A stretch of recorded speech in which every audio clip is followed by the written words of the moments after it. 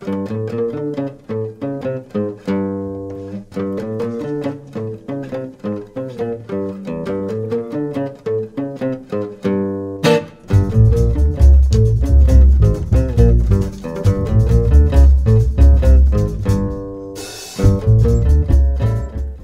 conversando con Alejandra Bayón sobre el caso de las esterilizaciones forzadas a partir del libro que estamos comentando el día de hoy en El Arriero. Alejandra, hay un trabajo, el trabajo de Gabriela Citroni, plantea, y lo decía hace un momento, el tema de por qué la CBR, la Comisión de la Verdad y la Reconciliación, no abordó esta gravísima violación a los derechos humanos, a pesar de que estudió dicho periodo, ¿no? O sea, digamos, ocurren dentro del periodo. Y en el libro tú incluyes una entrevista a Salomón Lerner, que fue el presidente de la comisión. ¿Por qué ocurrió esto? O sea, ¿cuál es la razón, no sé si la que se dice, pero la de fondo? ¿Qué pasó? Bueno, primero quisiera aclarar que tanto para Gabriela Citroni como para mí, el trabajo realizado por la CBR es un trabajo encomiable, que lo consideramos como de los mejores trabajos que se han realizado en Latinoamérica definitivamente sobre comisiones de la verdad y reconciliación. Dicho eso... o sea, el claro, trabajo no dice que eso descalifica... No le quita un ápice al trabajo que la comisión ha realizado. Digamos que el problema sucede en cuanto, una vez que se termina... A ver, Salomón Lerner en la entrevista lo que dice es lo siguiente, que es muy interesante porque él reflexiona, él evidentemente está en contra de las esterilizaciones forzadas, le parece que también es un crimen de lesa humanidad, que se debería investigar, etcétera, etcétera. Sobre el rol de la CBR, él reflexiona y dice que, bueno, había una situación que no entraba dentro de lo que les habían pedido. Dentro del mandato, estaba en el decreto supremo. Por un lado, y por otro lado que por cuestiones de tiempo y de recursos, pues no se pudo seguir avanzando. Es decir, podría haberse extendido la Comisión de la Verdad y la Reconciliación por 8 años, si nosotros hubiéramos querido realmente saber qué es lo que hubiera pasado. Bueno, o completar también lo que se estudió, ¿no? Por eso es lo que yo siempre digo, que la Comisión de la Verdad es una primera piedra y hay que seguir. El problema es cuando se toma como algo exhaustivo y que... Definitivo. Definitivo y que eso es, claro. y que no se pueda mover. Cuando la memoria y los procesos de memoria tienen que ser procesos activos, ¿no es cierto? Porque siempre se descubre un nuevo testimonio, se descubre algo nuevo que te hace cambiar esa visión de la historia y que te la completa. Entonces creo que esa es un poco la intención de este libro y la intención de Gabriela Citroni. Ella lo que dice es la CBR pierde la oportunidad de denunciar esto, ¿no? Pero la oportunidad todavía la tenemos. Ahora, tuvimos una gran oportunidad, y eso también está planteado en el libro, cuando se produce la victoria de Ollanta-Humala, porque fue un tema de campaña y fue decisivo en el debate final entre Keiko Fujimori y Ollanta-Humala, ¿no? ¿Qué pasó? Eso no es parte de la historia del libro, pero ¿qué pasó? ¿Por qué una vez que... O sea, fue una de las razones por qué alguna gente no votó por Keiko y votó por Humala. Sí. Y después, el silencio de nuevo, la noche, la desolación otra vez. Sí. Si uno examina un poco a lo largo de estos 18 años cómo han sucedido los procesos en los cuales las víctimas han podido alzar la voz, cómo se han reorganizado, etcétera, y en qué momento el Estado ha participado de esta situación de protesta y de denuncia,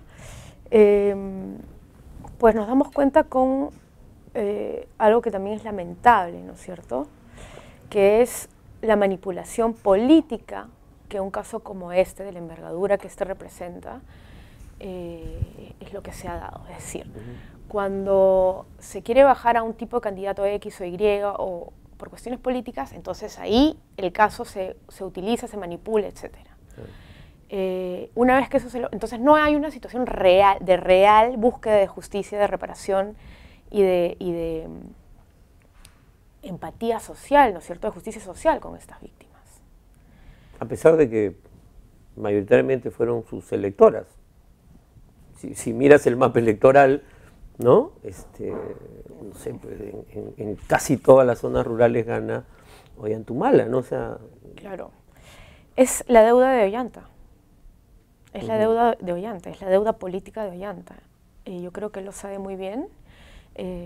Y bueno, Nadine como primera dama también, ella que se ha muchas veces apoyado a las mujeres del campo y ha hecho programas, ¿no es cierto? Creo que el vacío que queda de esas promesas que fueron muy claras, hechas, es las esterilizaciones forzadas, ¿no? Yo no sé hasta qué punto podamos discutir más allá de la manipulación política, porque hay muchas cosas que todavía no se saben, que no son transparentes. O sea, que todavía no sabemos exactamente por qué es que no se dio ese paso. Por ejemplo, ¿no? Pero tiene que ver con los poderes con los que se enfrentan. Pero ¿con cuáles, no? Porque si se avanza, es decir, si por fin ya el caso está en fiscalía, si se reabre, porque como no suscribe por ser un caso de crimen de lesa humanidad, lo terminan archivando, se vuelve a abrir, etcétera, ¿no?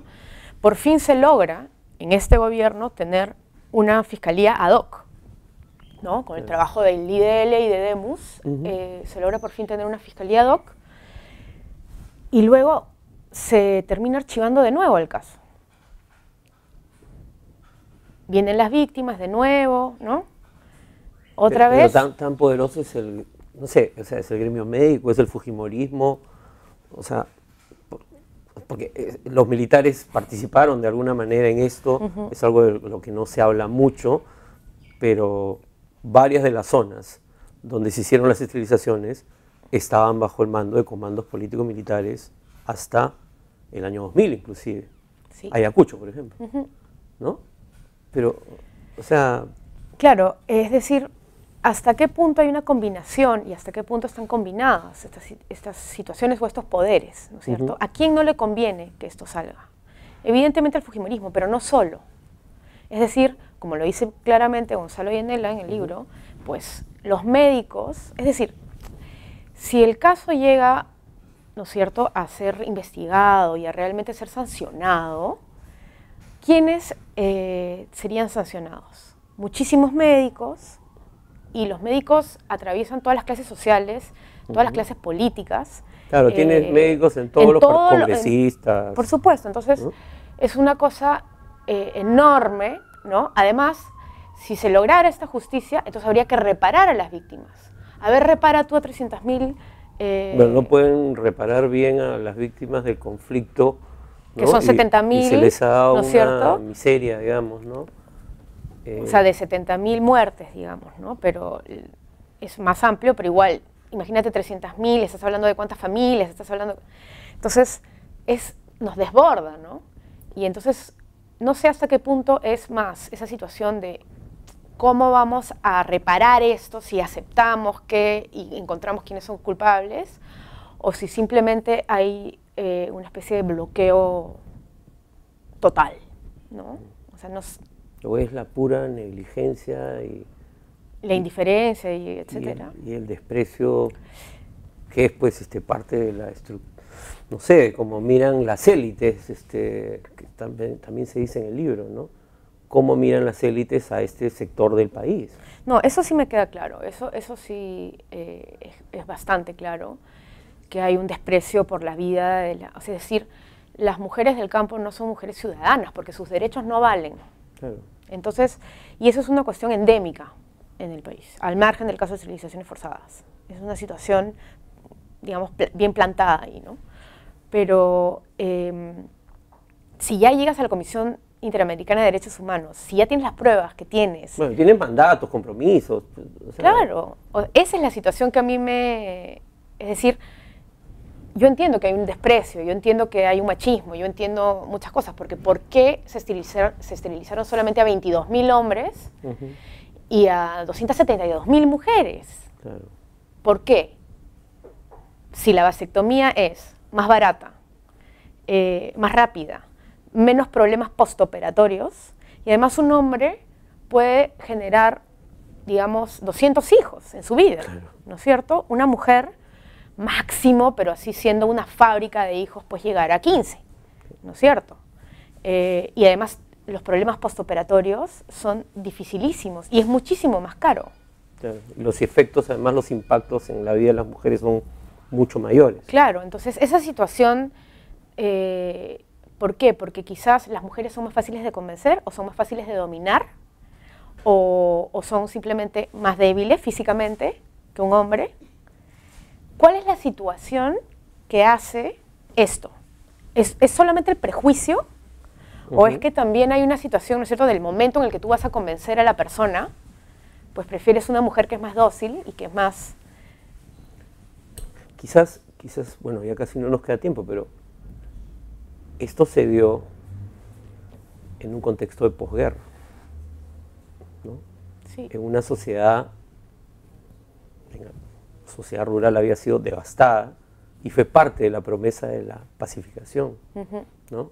O sea, creo que por ahí también habría que preguntarse si por eso también es que se termina aceptando, porque era parte del paquete de la pacificación del país, que ese problema de la CBR. La CBR no tenía mandato para estudiar la pacificación, ¿no? Es siempre lo que me decía Carlos Iván de Gregorio cuando discutíamos esto, ¿no? De lo que pasó en los 90 en el campo, cuando ya Sendero es derrotado.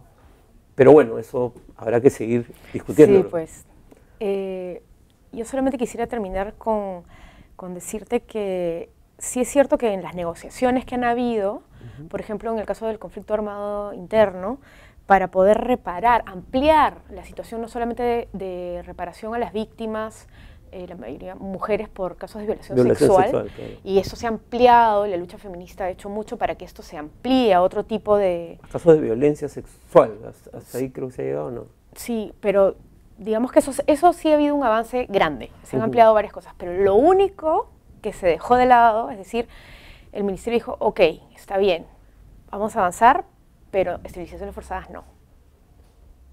Eso se sigue negociando de esa manera porque no pueden, no se darían abasto, solamente pensar en la reparación, te digo, es una situación en la que, por ejemplo, el Estado no puede simplemente decir, bueno, sabemos que esto ha sido así, vamos a pedir perdón, vamos a pedir el colegio médico, y otro tema es si se reparan, cómo se reparan, si se reparan a las familias, etcétera, ¿no? Claro, eso abre un proceso muy complejo. Esa es otra situación que se debería examinar después, ¿no es cierto? Pero primero se tiene que sacar a la luz la verdad, tiene que haber un consenso histórico en el que sepamos en dónde estamos y qué es lo que hemos hecho para poder mejorar, ¿no es cierto?, como sociedad y avanzar y tratar de no repetir estas cosas. Bueno, Alejandra, muchísimas gracias. Muchas gracias a ti. Yo les recomiendo a todos que lean Memorias del caso de esterilización forzada, del caso peruano de esterilización forzada. Los ensayos además no son muy extensos, son fáciles de leer. Las entrevistas son duras de leer, no hemos entrado al detalle de lo que dicen las entrevistas, eso cada uno lo tiene que leer, procesar, entender y creo que todos, sin excepción, tenemos que hacer un mea culpa por la indiferencia que tuvimos frente a este gravísimo crimen de lesa humanidad. Amigos y amigas, eso ha sido todo por hoy.